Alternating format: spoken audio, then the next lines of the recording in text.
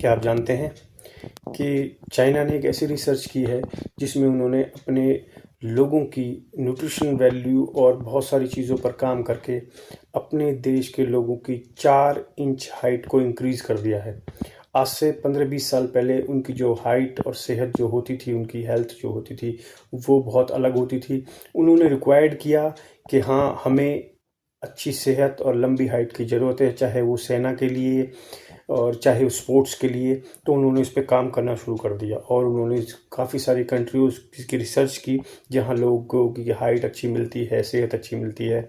और वो रिसर्च के बाद उन्होंने एक प्रोग्राम बनाया, जिस प्रोग्राम के अंडर उन्होंने शुरू से ही बच्चों के, छोटे बच्चे से लेकर और 19 ईयर्स तक की न्यूट्रिशन वैल्यू बच्चों के लिए अलग तरीके से शुरू की। उन्होंने हेल्थ पे काम किया, nutrition value, proper nutrition value देनी है, प्रॉपर एक्सरसाइजिंग करनी है और फूड का ध्यान रखना है, क्या आपको खाना है, क्या नहीं खाना है। वो अपने बच्चों को फास्ट फूड से दूर रखना उन्होंने शुरू कर दिया। ये उनकी एक बहुत बड़ी अचीवमेंट थी, तो आज वो रियली में उसको अचीव कर पाए हैं। लेकिन ऐसा हमारे यहाँ बिल्कुल अलग हो रहा है कि हमारे यहाँ न्यूट्रिशन वैल्यू कम हो रही है, डेफिशिएंसी आ रही है, लोगों की हाइट और सेहत कम हो रही है, बीमारियाँ बढ़ रही हैं, छोटे बच्चों में भी, यंगस्टर्स में भी, बड़ों में भी, इवन गाँव देहात के लोगों में भी बीमारियाँ बढ़ रही हैं। इसके क्या कारण है? हम दूसरी तरफ जा रहे हैं। हमने एक न्यूट्रिशन वैल्यू को कम कर दिया है।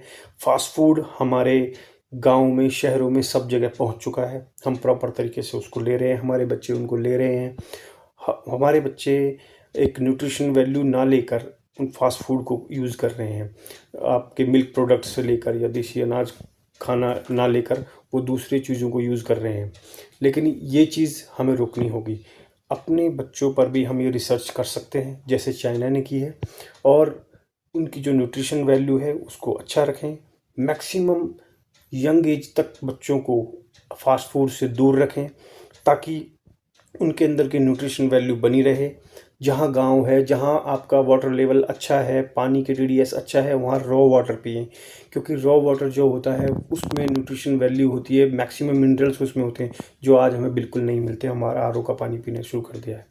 तो ये हमें करना होगा सारी चीज़ें। ये ना सोचें कि ये गवर्नमेंट हमारे लिए ये करे वो करे।